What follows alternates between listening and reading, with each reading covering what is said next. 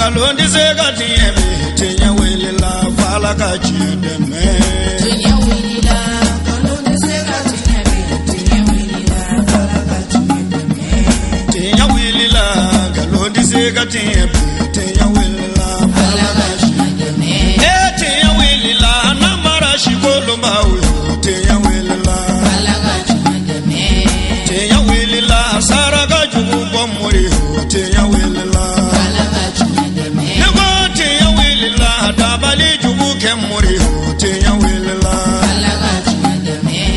أعوذ بالله السميع العليم من شر الشيطان اللعين الرجيم بسم الله الرحمن الرحيم الحمد لله ولي الصالحين ثم الصلاة والسلام على نبي المصطفى وعلى آله طيبين وصحابته الأكيار ومن والاهم بإحسان إلى يوم الدين القائل خيركم من تعلم القرآن وعلمه أيها المشاهدين الكرام السلام عليكم ورحمة الله تعالى وبركاته أمبادين تبشر فلا لجبا وملكنا ملك kan ka aw fo ka aw wale ɲuman dɔn sanga ani waati ka ala tanu ala min ye ma ɲumanw kɔsɛmɛyɔrɔ ye kisi ni nɛɛma k'o ɲini a k'o kɛ muhamadu rasululahi kan ale min ko k'anw la maa sɔn hɛrɛma o de ye maa ye maa min ye alikuranɛba kala ka tila ka maa wɛrɛ la dɔnniya a la o hukumu kɔnɔna la an bɛ aw la dɔnniya k'a fɔ an bɛ Madina Kura kuyatelakaw ka bulondaba da la min bɛna sibiridon sɛptamburu kalo tile 14 san 2019 an karamɔgɔ Ustazul Fadil Sheikh Umar Kuyate ale bɛ tafsiri kɛnɛ min sigi san o san ka daminɛ arajaba kalo tile 10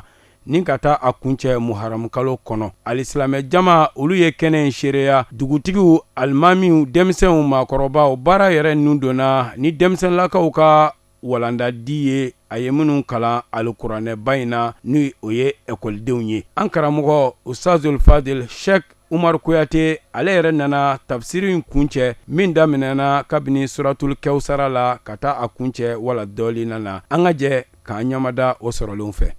ka ala barikada ala min birana ni ala ka tuguyaw ye ka da ka kisi nɛɛma ɲini ka a di Mustafa ma sallallahu alaihi wasallam cɛ min ni ala ye kafu fɔ a ye a ko wa ma arsalnaka illa rahmatan lil alamin an filɛ o cɛ bɛɛ ka hijira san 1000 ani san 441 o jumɛn ye wa idh yamkuru bika alladhina kafaru liyuthbituka aw yaqtuluka aw yukhrijuka wa yamkuruna wa yamkuru Allah wallahu khayrul makirin kuma edinya bɛ ja mɔgɔw la jadi edinya balɔbaw de kɔfɛ kuma balɔbaw de alakira sɔrɔ janfabaw de kɛra la kira yɛrɛ faso kɔnɔ fo ka taa se dugu ka fara ɲɔgɔn ko an ka jɛ an ka hakilina kelen ta alakira ko an ka ban pewu mun ka jɛ garni le 7 de mais maga ta ka mɛni kɔsɔn de y'a to ni kalan kɛra bi sinon san o san an bɛ kalan kɛ ka bɔ asura don ye o ma an b'an bɛ fana k'a fɔ ko nin kɛnɛ ye dojabiba bɛ yan bi parce que an ka étudiants caman bɛ yan an ka étudiants ni an ka giri caman bɛ kɛnɛ in yan minnu bɔra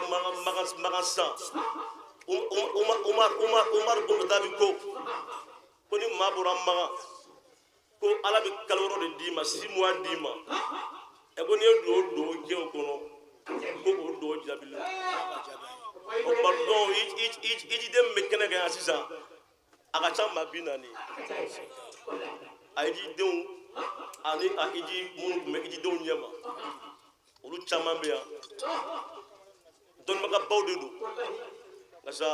ɲɔgɔn kanu n'u sen kɛnɛ in kan kana bɛn an ka nin baaraba in ma lamɛnw ni ne tɔgɔ ko hɛrɛ baara ala do ko ala kira ma sura laban na a ko kazalika awhayna ilayka ruhan min amrina ma kunta tadri mal kitabu wala iman walakin ja'alnahu nuran nahdi bihi man nasha min ibadina wa innaka lata'di ila siratin mustaqimin aye mun daw kwa agoje siratil ladhi lahu ma fi samawati وما في الأرض ألا إلى الله تسير الأمور ako kezalika ako ko chogodo aw hayna ilayka ruhan min amrina ako ya muhammad am masay ninge wahaye kanima ni min amrina kabini aw alaka kunyala parce que alaka ko ka chane togo min dalen no ko anela togo bidundu de bala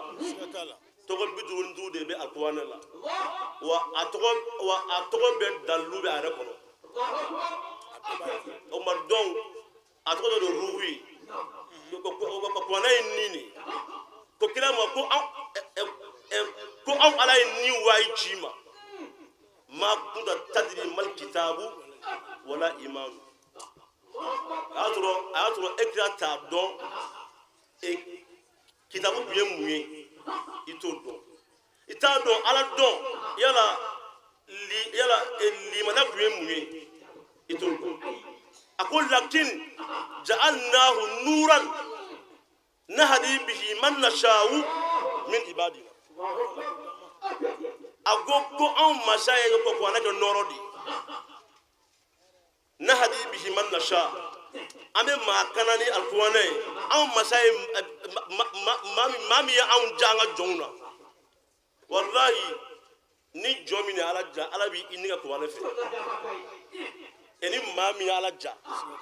abe ebe ko jigi kenema a jadirje alabe a kekena siri tandema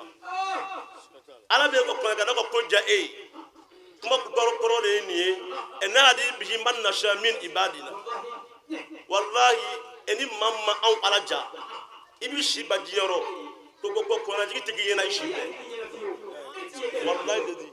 la ilaha illa huwa o mardon amaji ya ka ko awde ma bawi awde alaka wele jabi aya wele ngasa aw ma jabi ay ala ni kidari jabi parce que keneye alaka kenedi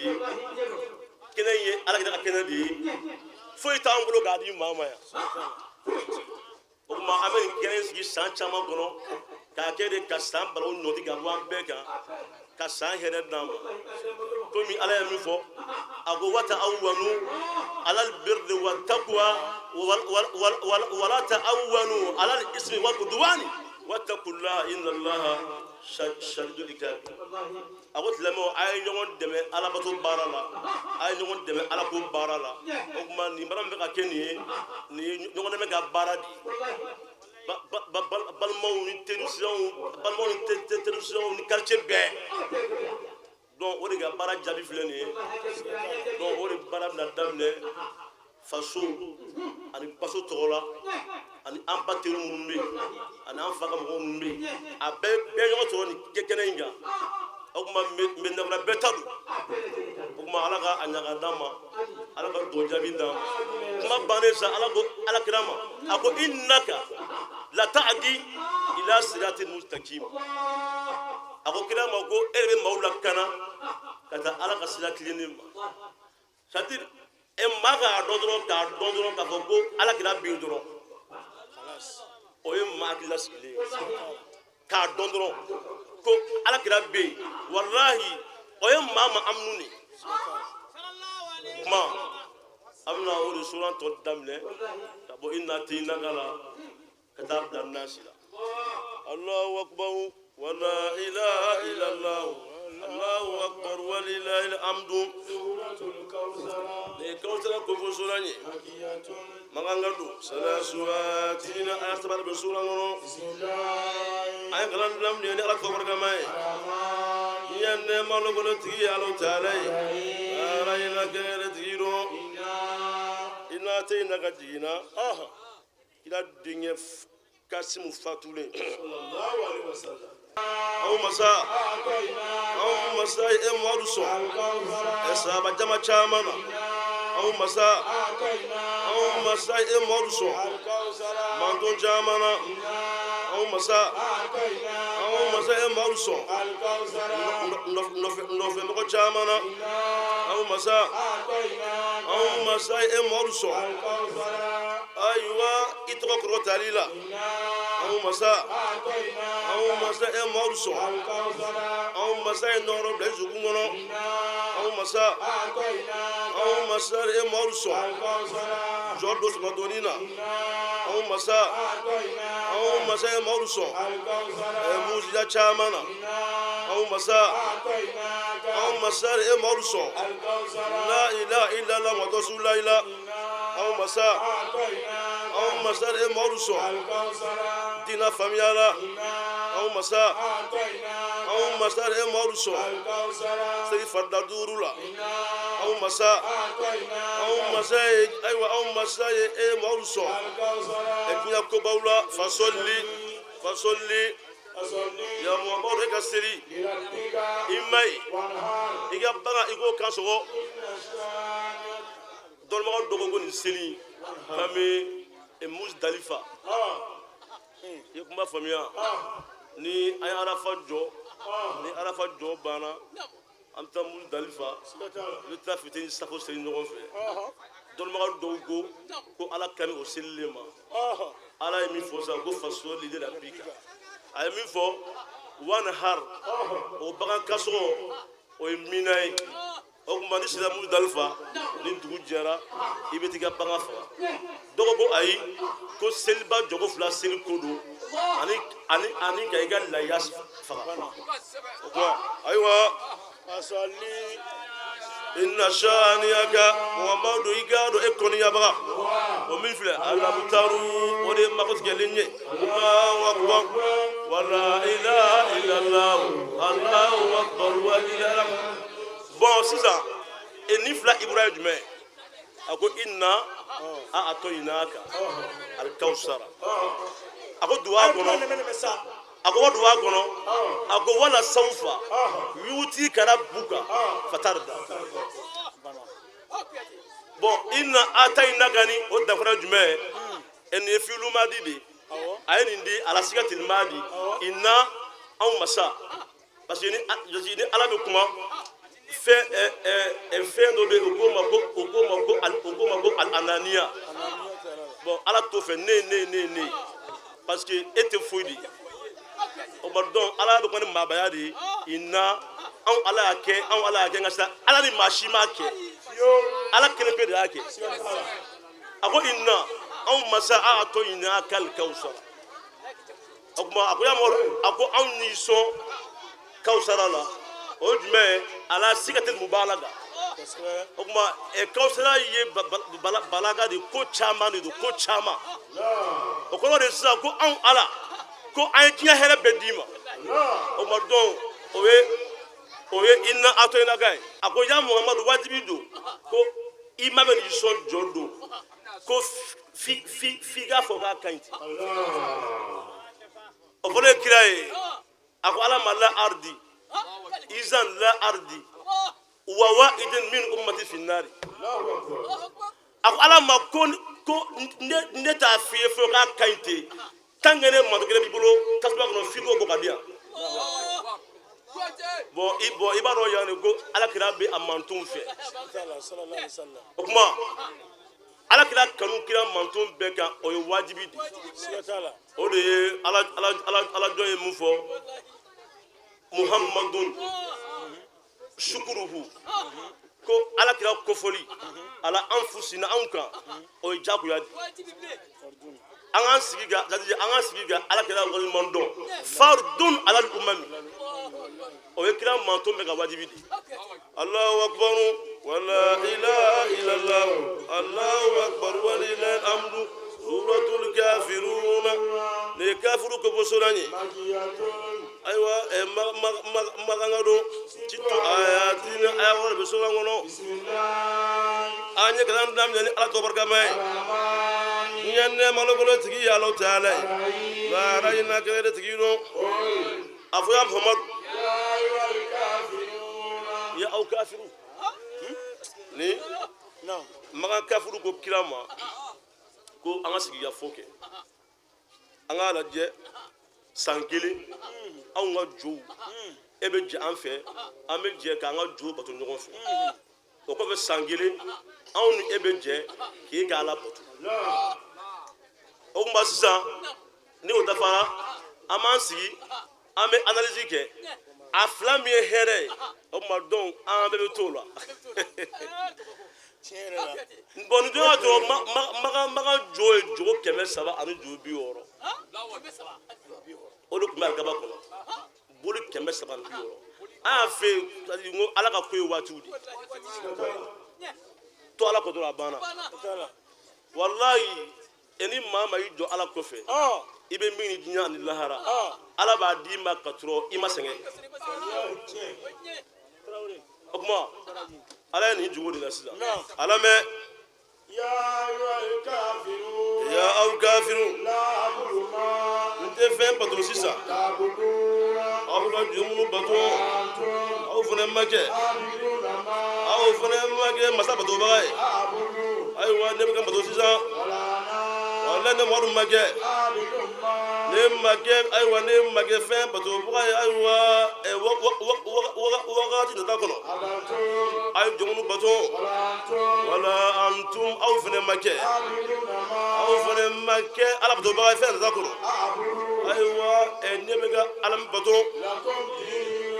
aw ka diina b'aw ye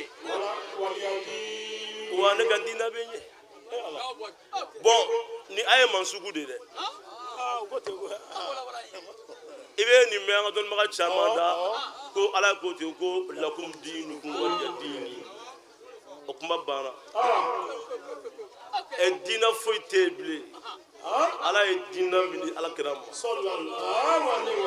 ni maa ma to diina la i ye kafiri de wallahi diina foyi tɛ dugukolo kan bilen diina bɛ asilamɛya sanfɛ walladhi arsala rasulahu bil huda wa dinil haqqi liyuzhira ala dini kullihi walau kariyal kafiruna o kuma ala de y'a ka kiraba ci ni kana sira ye o ye jumɛn ye alquran wa dinul haqqi ani tiɲɛ diina o ye jumɛn diina ye alislam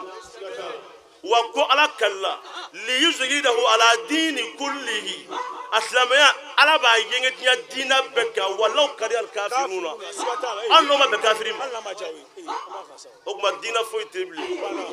ni a ye mansugu de ye maana ala ye nin aya wuli ka bɔ yen ayiwa allahu akbar wala ilaha illallah allahu akbar walillahil hamdu nasri nin ye dɛmɛ kofɔ sura ye ayiwa madina gado aya saba bɛ sura kɔnɔ an ye kalan daminɛ ni ala tɔgɔ barikama ye diɲɛ nɛɛma lokolotigi ye Alahu Taala ye lahara hinɛ kɛnɛrɛ tigi no waati min jaa nasrullahi waati min ni ala ka dɛmɛ nana ani kow dayɛlɛla ni o makan dayɛlɛli ye a filɛ o iza jaa nasrullah ni ne ye kuranɛ sura laban ye min jiginna alakira kan sura laban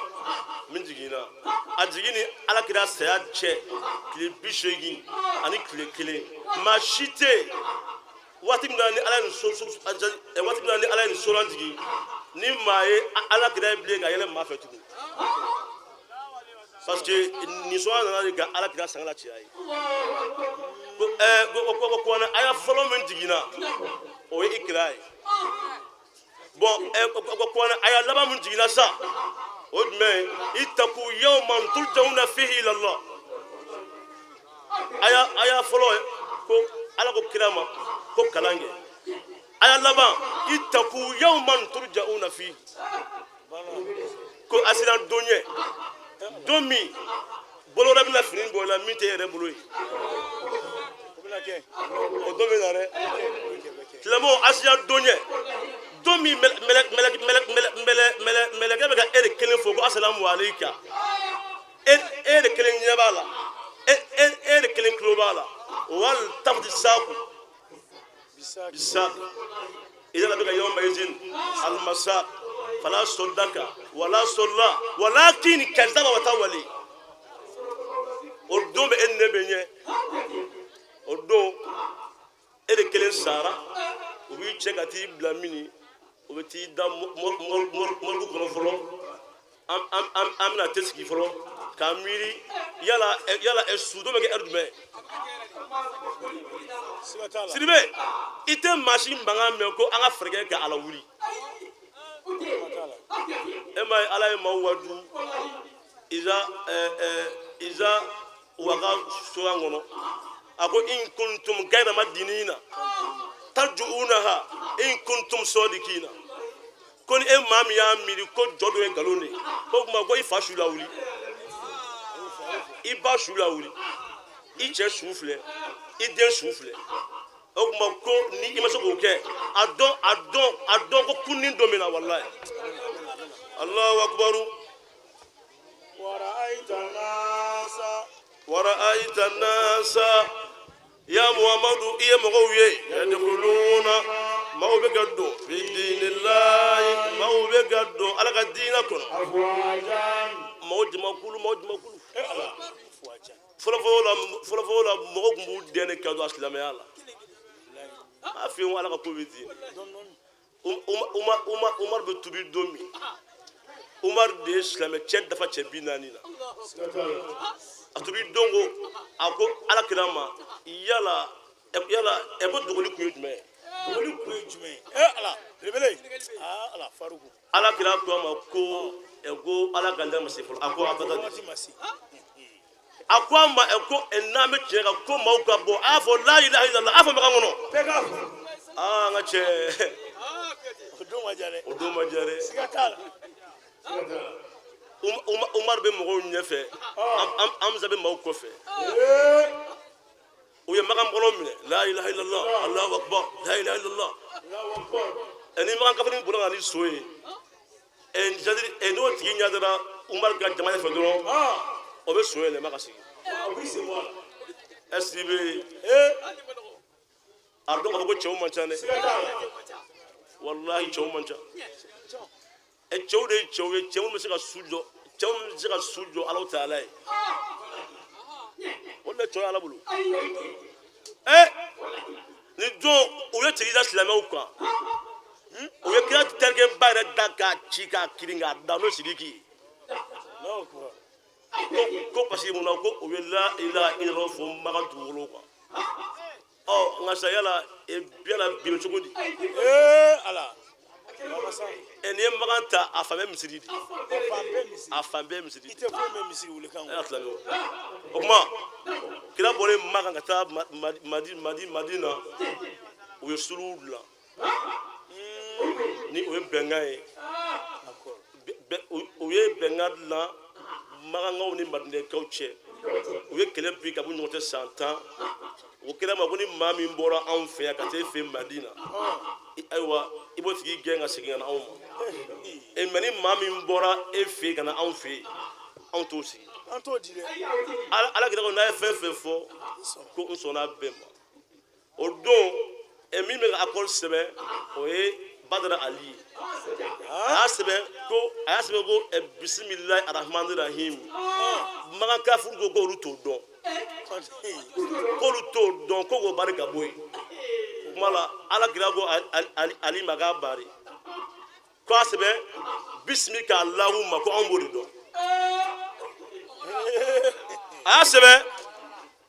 asbe ko ne bengaye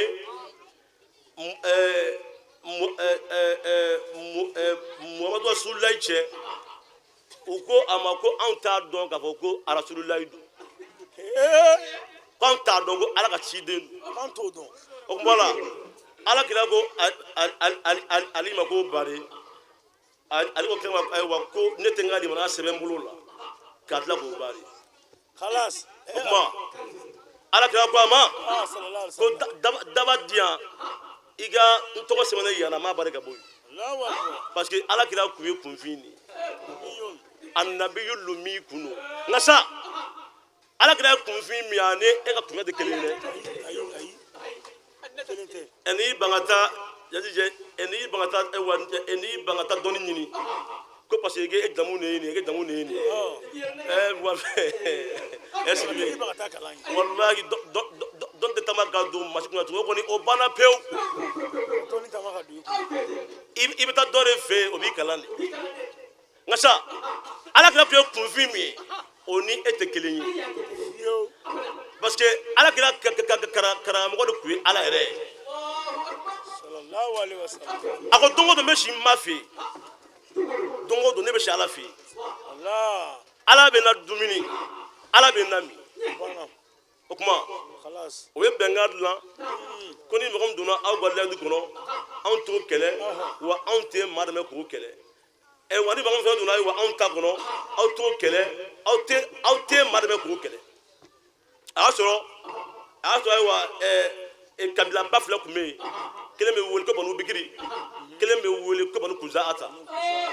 olu tun ye ɲɔgɔn jugubaw de ye kelen tun bɛ makan ka layidu kɔnɔ kelen tun bɛ alakira ka layidu kɔnɔ olu fila na se ɲɔgɔn ma o tuma makan y'u dɛn k'u ta dɛmɛ o tuma ninnu de bolola sa k'a to fɔ kira ye o tuma alakira fana girinna ka wuli sa k'a sɔrɔ birifani b'a kan na a ko la nusirtu in lam ansurukum a ko walayi ko ala kana an dɛmɛ fiyewu nɛɛmaw dɛmɛ o tuma kira de filɛ sisan ka kɛlɛ wuli sisan ka cɛ ba tan ni fila labɛn cɛ wa tan ni fila labɛn sisan a bɛɛ b'a ka so kan a bɛɛ balolen don u bɛna taa cun magan kɔnɔ ka magan minɛ a y'a sɔrɔ magankaw ka ŋara dɔ nalen don o tɔgɔ ko kawulata o tun ye dɔnkɛlamusoba tun don o nana fantanya y'a gɛn ka bɔ magan ale nana madinɛ parce que ko minnu b'a sɔn k'olu bɛ yen a nalen ala kɛlen y'a wele ka taa silamɛya diinɛ ma a y'i ban o ma dɔn ala kɛlen bɛ min d'a ma a y'o d'a ma ala kɛlen ye sabaw bila k'a sɔn o tuma la jeli sɔnni ma arabuya dɛ ka jeli sɔn tɛ arabuya o ye ɲumanya dɔ de i y'o faamuya o tuma sisan sa dɔ bɛ ala kɛlen ka jama cɛ la ko atibu bunu balita ta ale de y'i den ka lɛtiri sɛbɛn ka taa di muso in ma ka tila ka wariba d'a ma ko n'a taara magan ko a ka taa lɛtiri di abu sufiyana ma kosɛbɛ a y'a sɔrɔ kira ye ala deli ko ala ka ɲaw sɔ minɛ ko ala ka fiɲɛ ko ala ka fiɲɛ sɔ minɛ ko ala ka kɔnɔw ka pancogo sɔ minɛ magan kana bɔ foyi kalama fo a ka taa cun magan kan ka taa magan minɛ ka jɛ ka magan to magan bɔnmafini kɔnɔ o tuma ala ko kira ma a ko i ye dugawu min kɛ ne y'i ka dugawu jaabi nka sa i yɛrɛ ka mɔgɔ dɔw bɛ na i janfa dɛ a y'a sɔrɔ muso in ye sɛbɛnden in don a ka turukala jukɔrɔ kira ye mun kɛ a ye imam ali wele ani amadu bunu yasiri ani sedina migdad a k'u ma ko a ye taa nin kɔfolo kɔnɔ ko ni a ye mɔgɔ min sɔrɔ ye a b'a fɔ a ye ko ne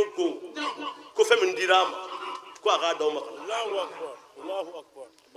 imam ali ye so minɛ ka taa u taalen u sera kɔfolo kɔnɔ u ye muso sɔrɔ ye u ye foli kɛ ale ko a ma ko an cir'i ma a ko ci ye jumɛn ye ale ko kuma ma ca dɛ ko fɛn min dir'i ma dɔrɔn a d'a ma ka taa a ko ale ma ko ne ye wa yala ko i ye mun ye n bolo ale ko min y'a fɔ anw ye ko fɛn dir'i ma ko si hakɛ min b'i la k'o b'o dɔn ka tɛmɛ i kan o tuma ko kuma fɔli ye muso jawuli bari munna ale ye sɛbɛnden don si de jukɔrɔ awɔ a y'i ban o bɛɛ la ale ko walayi n'i m'a di i ka fini an b'a bɛɛ waraka ka bɔ i la sisan k'i jɔnkuru y'an na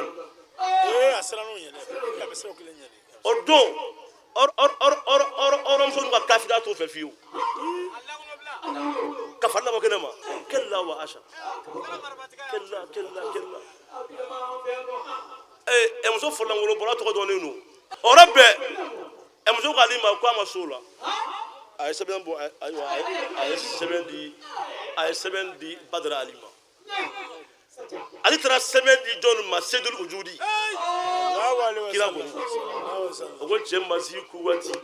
zi urumati zi makenati zu izin o cɛ ba in a sɛbɛn den minɛ dɔrɔn a ko bila ko misiri wele o ma bɛɛ ɲɔgɔn sɔrɔ misiri la cɛ ma na n'o ye Atibu ye a ye mɔgɔ bila ka taa nɔfɛ Atibu nana kira ye sɛbɛn den nana ko a bɔ i k'a kalan a ye sɛbɛn den dayɛlɛ k'a kalan ale bolo ye min sɛbɛnni don a sigilen wɔsira ka ɲajikɛla fila bɔ ala kira ko ma ko a ko ya Atibu ma haza a ko yala ko nin dun y'a jumɛn a ko kira ma ko ne ye dɔwɛrɛ ko ne tɛ maganka ye ne ye nin kɛ u ma ko kira ma ko dani adribu unka adal munafik a ko kira ma ko bɔ n'a cɛ ko min silamɛ nafiki kan gosi sisan ayiwa ni bamuru ye k'a faga a n'o fɔ dɔrɔn ala kira y'i yɛlɛma ala kira ko jɔn ma ko ayiwa a ko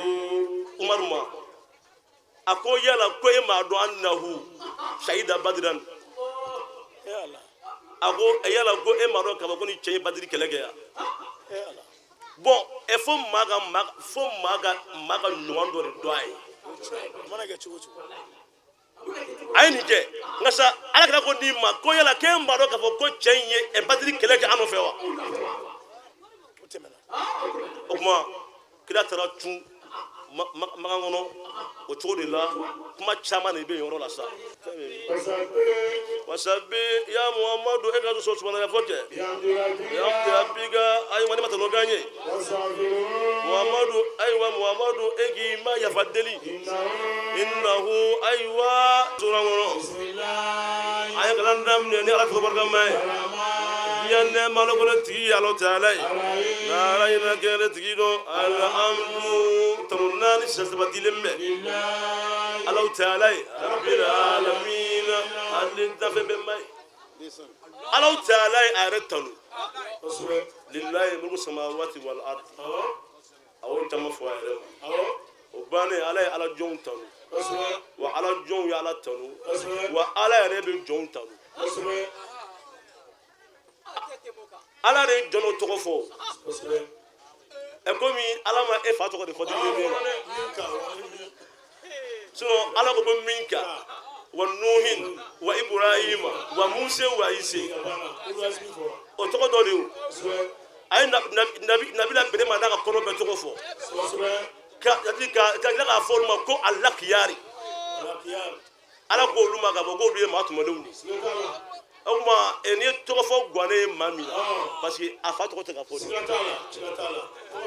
o tuma diinɛ yɛrɛ ye maa tɔgɔ fɔ de alisa min bɛ ka fɔ e fɛ e ma a mɛn ala kira daw n ko dɔw de y'a fɔ an o t'a la ye wa o tɔgɔ ye jumɛn ye o bɔ a lajɛ Allahu akbar Arahman diɲɛ nɛmanabolo tigi ye Alahu Taala ye laara hinɛ kɛ tigi don maliki ko ala de ye masakɛ jurusara don maliki ko ala de ye marabaga ye jurusara don e ala don anw bɛ de bato e ala don nasta'inu an bɛ tɛmɛ ni k'i fɛ ala e k'anw kana k'anw bila sira tigɛ kan ayiwa min tilennen bɛ u b'a fɔ nin ma ko badalu ka kuma yɛlɛma ka kuma kɛ kuma tiɲɛ yɛrɛ k'o f'i ye ayiwa ala e k'anw bila maaw ka sira kan e ala nɛɛmana maa minnu gani kana diya ye ala e ka furubaga tana ye maa minnu kan ala taalina e ala kira wa filiba tana maa minnu ma Allahu akbar wa la ilaha illallah Allahu akbar wa lillahi alhamdu ayiwa ekoni misimuso ayiwa ekoni ye misimuso ko fɔ sɔrɔ ye madina kadon miyatani wa situ aw sabu wa samanuna ayatin aya kɛmɛ fila ani aya bi seegin wɔɔrɔ walima aya kɛmɛ fila ani ayiwa bi seegin wolonwula bɛ sura kɔnɔ an ye kalan dilan ni ala tɔgɔ barikama ye n ye nɛɛma lɔgɔlɔ tigi ye ala taala ye laara yina kɛɲɛ tigi don alif lam mim alahu alam bi muradi bi zalika maa to kɔrɔ dɔn ayiwa ayiwa kitabu filɛ maa bolo k'a kalan siga tɛ siga foyi tɛ kitabu in na n'o kuranɛ a y'i ja kɛ kuranɛ fɛ a y'i ja i ba kuranɛ la a y'i ja minnu b'a kana k'u fɛ n'a y'i ja o bonya n'a y'i ja a to yen hada kitabun anzalnahu mubarakun komi n y'a f'i ye kuma daminɛ ala ye min fɔ kazalika awhayna ilayka ruhan min amrina ma kunta tadri mal kitabu wala iman walakin ja'alnahu nuran nahdi bihi man nasha min ibadina ko kuranɛ ye nini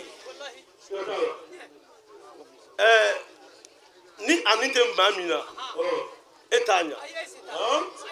e bɛ don dɔrɔn i bɛ bɔ a la e m'a ye mɔgɔ caman fa y'a tigɛ minɛ ka taa don madarasa la olu m'a ɲɛ o sisan maa tan minnu b'an bolo yan sisan n'a bɛna fɛn d'u ma sisan a ma tan bɛɛ a bɛɛ ye ekɔliden dama de don a si faama don kalan na yan a si ba ma don a la denmisɛnw yɛrɛ de kalan kanu dɔrɔn k'anw kanu u ni kɛra an fɛ an y'u kalan ala ye kalan ɲɛ u bolo a bɛɛ ekɔliden dama de o tuma o ye c'est-à-dire ala de ye maa dɔw suganti minnu bɛna kuranɛ kalan o tuma n'i t'o la sa i b'i pi k'i pa de i bɛ bin de parce que ala ma a nin don e la alahu akbar o dala ye wa kuranɛ kana sira ye ala sira ye jɔnw ye ɔ sisan ala bɛna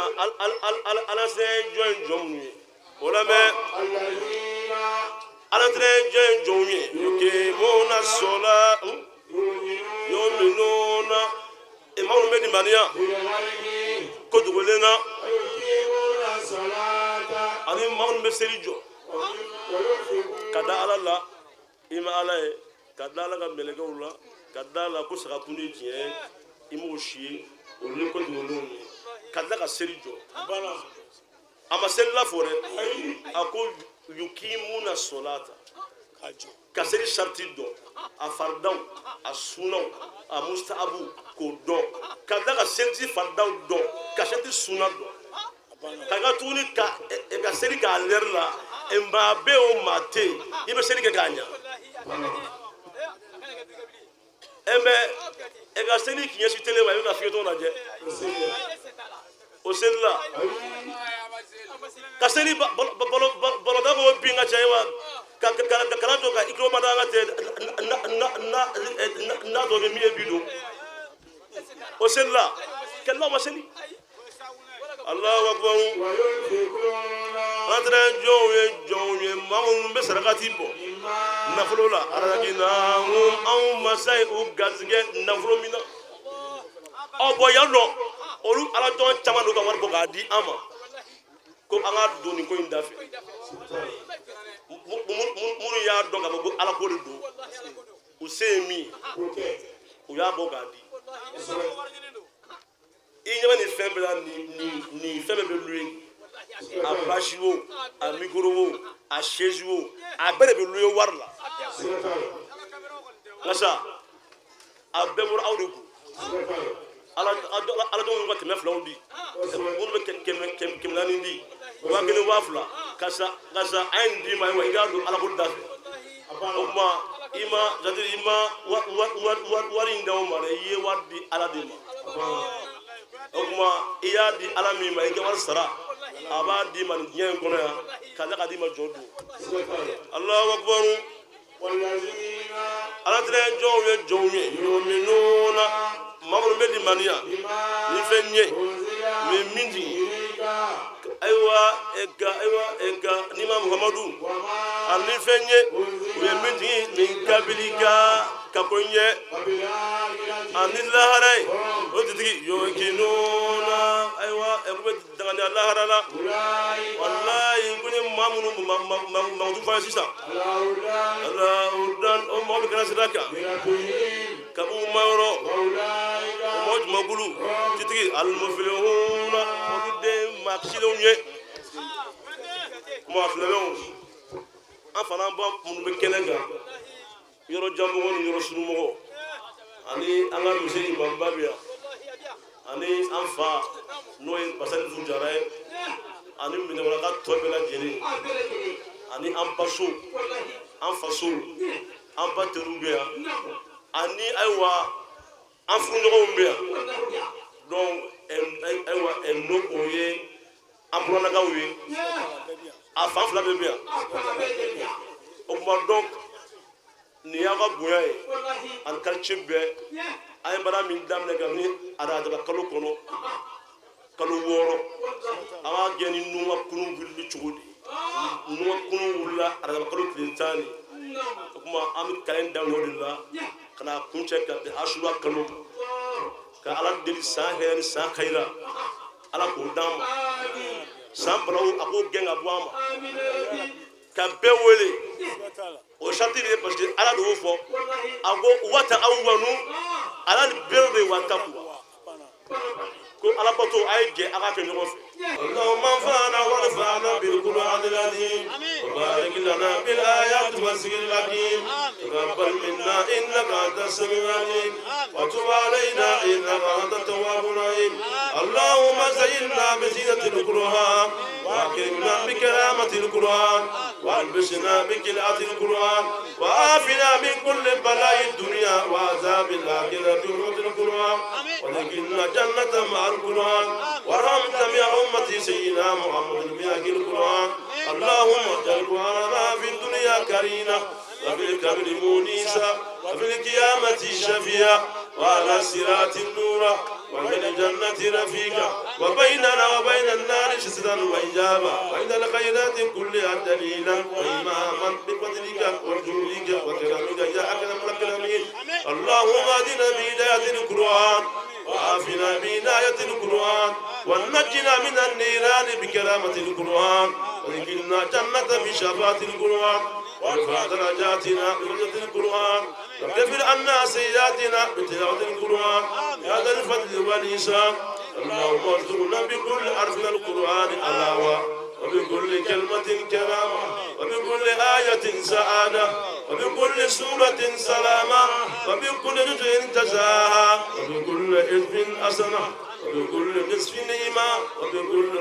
رفع وبكل سوء سماء اللهم ارزقنا من ألف ألفة ومن باء بركة ومن تاء توبة ومن ساء ثوابا ومن جيم جمالا ومن هاء حكمة ومن خاء خلانا ومن دال دنوة ومن سال زكاة ومن راء رحمة ومن زاء زلفة ومن سين سماء ومن شين شفاء ومن صاد سرقاء ومن تال ضياء ومن تاء طهارة ومن زاء زفرة ومن عين كلمة ومن غير كنا ومن فاء فلا ومن كاف قربة ومن كاف كفاية ومن لام لطفة ومن ميم موعظة ومن نور النورا ومن واو بشرى ومن هاء هداية ومن لام الف اللقاء ومن ياء يسرى وصلى الله على سيدنا محمد وآله الطاهرين أجمعين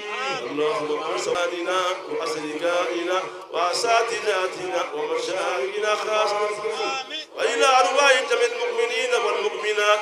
والمسلمين والمسلمات الأحياء منهم والأموات أجمعين آمين وإلى جميع أصحاب الخيرات من المؤمنين والمؤمنات اللهم ارزقنا الدين اللهم ارزقنا الدين اللهم ارزقنا الدين اللهم ارزقنا من رب العالمين يا أرحم الراحمين سبحان ربك رب العزة عما يصفون والسلام على المرسلين والحمد لله رب العالمين. alhamdulillahi baara in yɛrɛ a kun cɛra ni an karamɔgɔ Sheikh Umaru Kuyate ale ka mukadamuya o sɔrɔli o jɔnjɔn dira a ma nin kɛnɛ in kɔnɔ an karamɔgɔ Ustazul Fadil Kawu Jakite fɛ an sɔrɔla k'an ka kuma gɛlɛman tɛnkun nabaga dɔw la olu ye seereya kuma minnu fɔ olu ye bonyama kuma minnu fɔ an ka jɛ ka an ɲamada o sɔrɔlenw fɛ. Kɛnɛ ba ye kɛnɛ lafisamanti don kɛnɛ min n'a hɔrɔma ka bon kɛnɛ min n'a bɛ diinɛ taa ɲɛ kosɛbɛ ka da ala ka kumana nin n'a ɲɔgɔnnaw ka sallallahu alaihi wasallam a ko mashtama qawmun fi baytin min buyutillah yatluna kitaballahi wa yatadarasunahu ila akhir hadith ko maaw tɛ fara ɲɔgɔn kan yɔrɔ si la u ka fara ɲɔgɔn kan kun ye u bɛna ala kofɔ ka kuranɛ kalan ka zikiriw kɛ fo Alahu taala ka yafa u ma ala ka hinɛ mɛlɛkɛw bɛ jigin u kan Alahu taala bɛ to tila ka tu kofɔ yɔrɔ min ka fisa yɔrɔ bɛɛ lajɛlen an b'o kɛnɛ dɔ de kan nin kɛnɛ min ka fisa kɛnɛ bɛɛ o ye kuranɛ jigin kɛnɛ kuranɛ jigin kɛnɛ kira kumana ka sallallahu alaihi wasallam a ko mɛlɛkɛ 70,000 o de bɛ na nin n'a ɲɔgɔnnaw la o bɛ na ni hinɛ de ala ka nabiɲumanba dɔ tun bɛ ko nabila Lukman a ye wajulu kɛ kosɛbɛ a denkɛ a ka wajulukanw na a y'a fɔ denkɛ in na ko n den min ma i kana sigi yɔrɔ si ala ko tɛ fɔ yɔrɔ min na min ma i k'i jɛ ka ala ko bɛ fɔ yɔrɔ o yɔrɔ i k'i jɛ ka sigi n'i sigira o yɔrɔw la ala ka hinɛ dɔ de bɛ olu tigilamɔgɔw sɔrɔ o hinɛ dɔ b'i sɔrɔ komi n'i sigira o tana la tɔɔrɔ dɔ b'olu sɔrɔ o fana b'i sɔrɔ donc nin kɛnɛ foyi tɛ diɲɛ na min ka bon ni bi anw bɛ cogo min na wulalen na nin yɔrɔ la nin heure la an ɲɔgɔn si tɛ diɲɛ bɛɛ fo mɔgɔ min bɛ k'an ta ɲɔgɔnna kɛ an n'o de kelen nin kuma ɲɛbila inshallah an bɛ dugawu kɛ ala ka kɛ hɛrɛ ka sanu jira an bɛɛ la alimami min fana nana an ka ɲɛmaa min fana nana ka kuranɛtigi na n'o ye awa Umaru ye an bɛ dugawu k'a ye ka Alahu taala deli a ye sini kɛnɛ labanko ɲuman ala k'o d'an ma Kawu Jakite yɛrɛ ala ka sini kɛnɛ d'an ma ala k'an bɛɛ laban ɲɛ k'an garisɛgɛw ɲɛ an bɛ foli se an ka karamɔgɔba ma ani an ka ɲɛmaa n'o ye a seyidi awa alhaji a sheikh Usman Madan Sherif Haidara an b'a fɔ kosɛbɛ ka waleɲuman dɔn nin bɛɛ y'ale ta de ye sallallahu alaihi wa barakatuh an bɛ foli kɛ silamɛ bɛɛ lajɛlen naba bɛɛ lajɛlen kɛrɛnkɛrɛnnenya la tele serifula an b'a fɔ k'aw barikada nin kɛnɛ in sigili n'o ye kuranɛ jiginni kɛnɛ an b'a daminɛ san o san kabini arajaba kalo tile 10 an bɛ kuranɛ kalan in daminɛ ni n'an terikɛ ni kanubaga ani an ka karamɔgɔ an kanubaga don an jɛɲɔgɔn don Ustazu Umaru Kuyate ani Ustazu Kawu Jakite anw de ye nin baara in daminɛ kabini an t'a dɔn k'a bɛ kɛ tan min filɛ nin ka wajili kɛ nin an bɛɛ lajɛlen karamɔgɔ ye Sheikh Ahmad Tijani ka Tijaniya o de wagabaga ye ale ye an b'ale wele kuma bɛɛ a kana kuranɛ kalan in dafa an ye a ka diinɛ ɲɛfɔ i y'a faamuya denmisɛnnin ninnu kɔni an ye nafa min sɔrɔ a la alhamdulilayi an ka kin na an bɛ ala fo k'ala barikada an ka denmisɛnnin bɛɛ kalanna wa a tila bɛɛ ye ekɔliden de ye ekɔlidenw de don dɛ ni min tɛ université la o bɛ lycée la wa a bɛɛ ye baki sɔrɔ k'i to nin ko in na o kama sa anw tɛ se ka foyi fɔ k'ala fo k'a barikada k'a ɲini Alahu taala fɛ ni ɲɔgɔnna ala k'a caya jamana kɔnɔ ala k'a caya sigida la ala k'a caya quartier kɔnɔ o la sa foli ni barikada a bɛ kɛ an nisɔndiyalen walahi an ka sigiɲɔgɔnw bɛ na an balimaw bɛ na an teriw bɛ na an ye wele bila maa o maa bɛɛ lajɛlen an ka wele jaabi donc o kama sa an tɛ se ka foyi fɔ k'a fɔ dɔrɔn alhamdulilayi rabil alamina an ye nafaba de sɔrɔ a la an denmisɛnninw ye u ye kalan kɛ u ye kuranɛ faamuya u ye u ka selisiraw dɔn u ye diinɛ kiriw dɔn vraiment a wasala an bolo quoi o la san o san an bɛ nin baara in ɲɔgɔnna kɛ an bɛ foli ni barikada kɛ u bɛɛ lajɛlen kɛrɛnkɛrɛnnenya la télé serifula a y'an wasa quoi a bɛna an ka nin fɛn in filmer san o san a bɛ tila ka bɔ taga segin caman na walahi mɔgɔw b'a fɔ an ɲɛna k'u y'an ye nin na an yɛrɛ t'u dɔn donc o ye ala ka bonya ye ka ɲɛsin an ma ka tila ka télé serifula in fana an bɛ dugawu k'a karamɔgɔba ye n'o y'an ka Sheikh Alhaji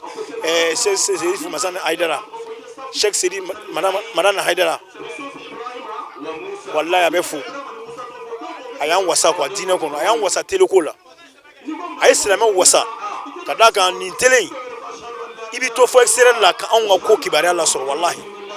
an bɛ dugawu kɛ ala ka an n'a simaya ala ka barika don tele na aw minnu bɛna kɛ san o san an bolo ala k'aw mɛn sira kan ala ka barika don diinɛ la ala ka barika don silamɛya ala ka silamɛya kɔrɔta ala ka silamɛw ala ka kan bɛɛ don an ni ɲɔgɔn cɛ an bɛ dugawu kɛ jamana in fana ye ala ka jamana in ala k'a suma kuranɛ in kalakun ye nin bɛɛ de ye parce que kuranɛ bɛ jigin yɔrɔ o yɔrɔ ala ta'ala ka hinɛ bɛ a ka dugawu jaabi bɛ anw b'a dɔn ni min bɛ kɛ nin an b'a ɲɛsin an ka jamana ma an ŋaniya jɛlen ka ɲɛsin jamana in ma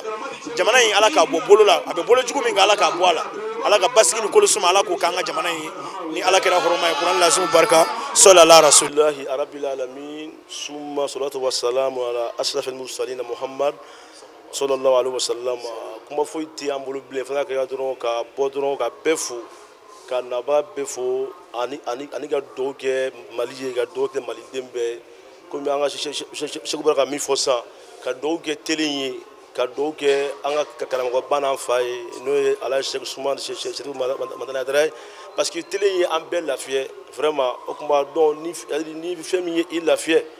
i bɛ dugawu kɛ o fɛn ka taga ɲɛ la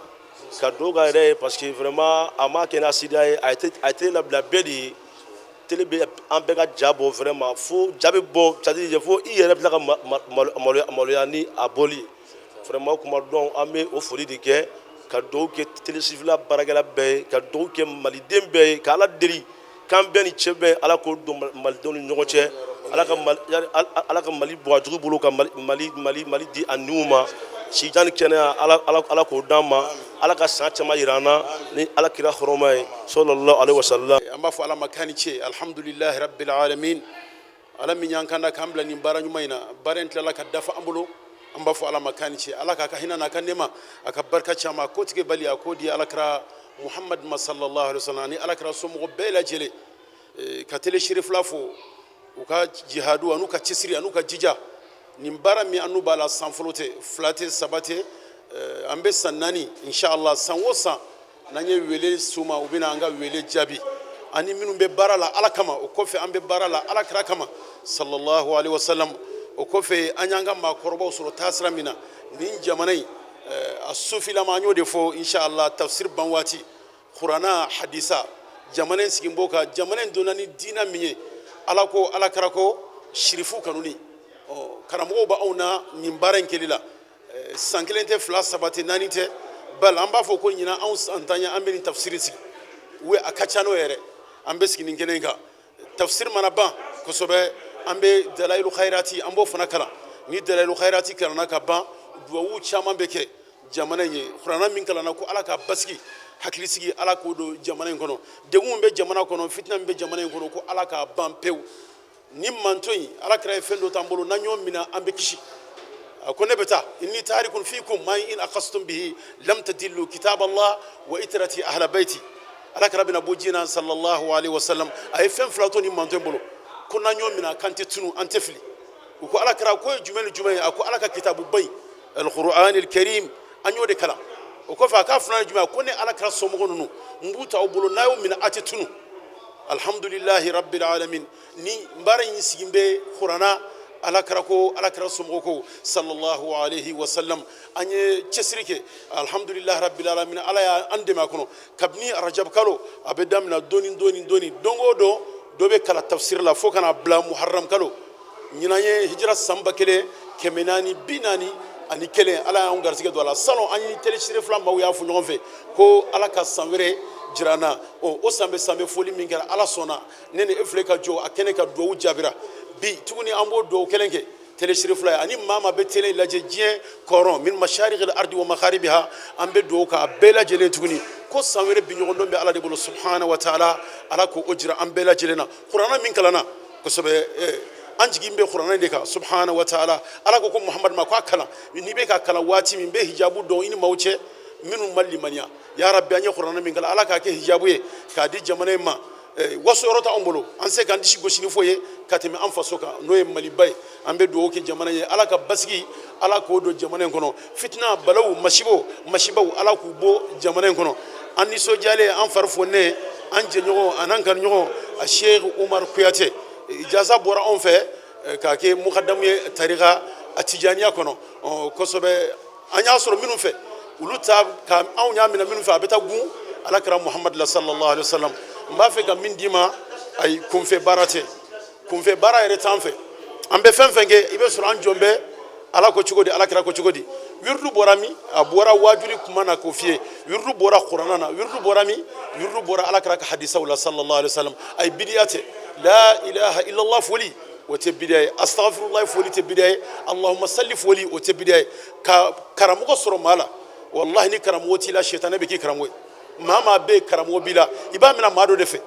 ijaza min filɛ ale bolo an karamɔgɔ Sheikh Ismaila Dramé o de y'o ijaza d'a ma tafsir kɛli la o Ismaila Dramé fana y'a minɛ maaw dɔ fɛ ka taa gu fɔ sahabaw ka waati ne karamɔgɔ nin o fana karamɔgɔ nin o fana karamɔgɔ nin o bɛ dɔnni sira fan bɛɛ fɛ hadisa la a b'a kɔnɔ kuranna na a b'a la sufiya yɛrɛ fana sira fɛ tariqa la maa tɛ kɛ tariqaden ye fo karamɔgɔ ka sɔrɔ i la e karamɔgɔ jɔn ye n'u ɲininka i b'a fɔ ko ne karamɔgɔ nin ye ne karamɔgɔ nin ye fo ka taa gun min ye seku ye o b'a fɔ k'ale y'a minɛ jɔn na o b'a fɔ k'a y'a minɛ muhamadu rasulullah sallallahu alaihi wasallam an y'o o lusunu o ijaza o de dilen b'a ma ko anw k'a di maa min n'a ka kan ahaliya bɛ maa min na ala ɲɛ siranya a sabali bɛ maa min na a dɔnni bɛ maa min na n'o bɛɛ sabatira maa min na k'a kan ka d'o ma an m'a kɛ hazard fɛ an y'a minɛ min fɛ anw ka sirisila jɛlen don kosɛbɛ Sheikh Zubair bin Salim a Tijani o ye Sheikh Tijani mɔden dɔ ye o ye ijaza di anw ma o kɔfɛ an karamɔgɔ alakira mɔden dɔ bɛ yen a ko Seyid Abdurrauf a Tijani Al-Hassani nin fana ye Sheikh Tijani joli yɛrɛ ale y'a minɛ Seyid Muhammad bolo o y'a minɛ min bolo ko Ahmad Inaya o y'a minɛ min bolo kosɛbɛ o de inshallah Idris al-Iraqi karamɔgɔ ye Ahmad Sukayriji karamɔgɔ ye Ahmad Abdullahi karamɔgɔ ye Ali Tamasini o y'a minɛ Qutb al-Maktumi Barzakh al-Maktumi Khatm al-Muhammadi al-Ma'lumi Bahri al-Ulumi wal-Fuyudati Nafs al-Wilaya n'o ye Sheikh Sid Ahmed Tijani ala kɛra ko cɛ min ma ko anta waladi haqqan ne den tiɲɛ saba o wirdu in sɔrɔla Sheikh Tijani fɛ Sheikh Tijani y'a minɛ jɔn fɛ Muhammadu Rasulullah sallallahu alaihi wasallam o hakika yɛrɛ la n'i taara i bɛ sɔrɔ wirdu tigi wɛrɛ t'a la ala kɛra de wirdu in tigi ye a fana ye min di fana ni kuranna tɛ ɲɔgɔn fɔ ɲɔgɔn kɔ o bi alhamdulillah an nisɔndiyalen don an fari fonnen don baara min bɛ ka kɛ an b'a ye natija bɛ ka bɔ baara la denmisɛnninw san o san denmisɛnninw dɔ bɛ ka far'u kan quartier kɔnɔ yan a bɛ komi nin jamiya dɔ de san o san an bɛ diplôme bɔ denmisɛnnin maa 10 ɲɔgɔnna bɛ diplôme sɔrɔ yan minnu ye kuranna jigin k'a kalan k'a ban ekɔlidenw dɔw bɛ université la dɔw yɛrɛ fonctionnaire ye mais u ye kuranna kalan inshallah zawiya kɔnɔ yan n'o ye Sheikh Umar Kuyate a ka zawiya an b'a fɔ inshallah maa nana fara an kan ka nin baara in kɛ an b'a fɔ ko kullu amin wa antum bi khair san o san ala ka jɛ an k'a kɛ hɛrɛ kɔnɔ an k'a kɛ wasa kɔnɔ ani télé Cherif Fula bɛ ka baara min kɛ an bɛ dugawu kɛ télé yɛrɛ a nalen a ye sufimaw a y'u lafiya mawludu ko la wallahi anw lafiyara télé Cherif Fula in bɛ déplacer anw nɔfɛ fo ɲɔgɔn kilo 400 kɔ san 1 tɛ 2 tɛ 3 tɛ kuranna kalan ashura kalan an bɛ fɛn fɛn kɛ yan mawludu la ani télé Cherif Fula b'a kɛ ɲɔgɔn fɛ an b'a fɔ ko sufimaw kosɛbɛ mawludu kɛla ninnu kosɛbɛ ani ziyara kɛla ninnu nin y'u ka télé dɔ ye an bɛ dugawu kɛ télé ye ko ala ka télé ala k'a taa ɲɛ an bɛ dugawu kɛ télé tigi n'o ye Seydi Sherif Usman Madan Haidara yɛrɛ k'a bɛ cɛsiri ni jija min na ala ka an n'a sabati an n'a ma ɲɔgɔn ye yɔrɔ si n'a m'an tigɛ minɛ ka ɲigigi k'a fɔ k'an tulo b'i la an bɛ k'i lamɛn o ye ŋaniya ɲumanya dɔ de ale hasiri tɛ wallahi a ma ɲɛ kɛnɛ si kan n'a m'a fɔ an tulo b'i la ko i bɛ ka min fɔ a bɛ ka an nafa o tuma an b'a fɔ a ka ɲumanya n'a ka cɛsiri la ko ala ka n'a sabati ala k'o k'a ka ala kama jɔyɔrɔ min dilen b'a ma n'o ye haut conseil islamique président ye an b'a fɔ ko ala ka n'a sabati a kɔnɔ a baarakɛɲɔgɔn minnu bɛ yen n'u tigɛ di bɛ ɲɔgɔn ma ko silamɛya ka taa ɲɛ ala ka silamɛya taa ɲɛ ala ka basigi don an ka jamana kɔnɔ ala k'o k'a ka ala kama an b'a fɔ an bɛ jɔya ko wa kullu amin wa antum bi khair wa akhiru da'wana alhamdulillahi rabbil alamin alhamdulillahi rabbil alamin an badenw an y'a fɔ ye kɔrɔfɔ daminɛ la k'a fɔ ni y'an ye Bamakɔ Mɛdina Kura Kuyatelakaw ka bulondaba da la an karamɔgɔ a Sheikh Umar Kuyate ale bɛ tafsiri kɛnɛ min sigi san o san ni ye an ye o kuncɛli de kɛnɛ kɔnɔ ka aw fo ka aw wale ɲuman dɔn sanga ani waati la aw ka ɲɔmadali la dugawu minnu kɛra kɛnɛ in kɔnɔ an b'a ɲini Alahu fɛ ko ala ka olu minɛ basigi ni kolosuma ala k'o don Mali jamana kɔnɔ shukran lakum fi amanillah.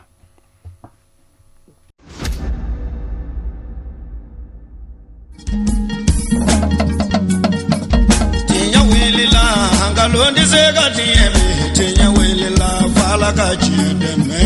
tinya wilila hangalondi zega tieme tinya wilila fala ka chideme tinya wilila hangalondi zega tieme tinya wilila fala